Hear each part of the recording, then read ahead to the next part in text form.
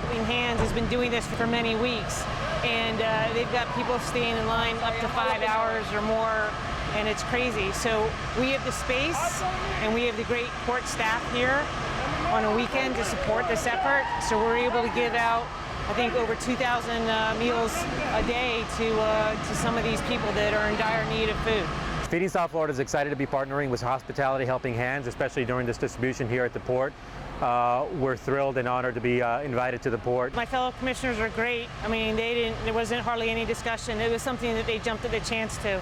So while I brought it to them, I think there was no discussion about whether we would do it. I think it's a great initiative, especially during this pandemic, in which we have so many families that are needing help, especially help with more nutritional foods.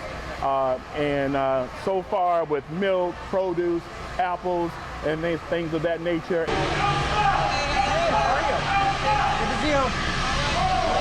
Since this pandemic started back in March, Feeding South Florida has run dozens of distributions in Palm Beach County and distributed over 15 million pounds of food just during this time. Over the course of this past year, with about 2 months left in this year, we've distributed almost 30 million pounds of food to the residents here in Palm Beach County. I just see a great need, of people that, if it wasn't for events like this, some of them may possibly go hungry. And it just shows that it's needed.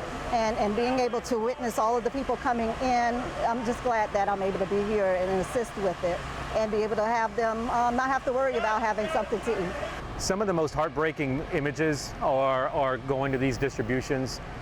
You see families and seniors and children waving through their car windows, putting up their hands in thanks and prayer. And for a split second, there's a sense of relief, but the reality is, there's so much more that needs to be done. There's so much that's going through their minds. Our families are desperate. Our families are afraid of how long this is going to last, how long they're going to be unemployed, when are they going to go back to work. So you see a lot of heartbreak, and what you see is just the absolute need and how much more as a community we have to do to serve them.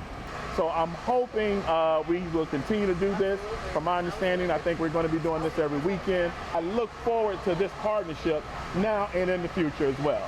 For those people that are fortunate to have an income, please find a way to get involved, whether it's with Feeding South Florida or somewhere else.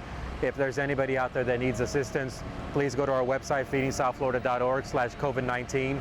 There you will find an agency locator button to find an agency in your area, and you'll also find a distribution locator button. And we update that distribution locator every single night.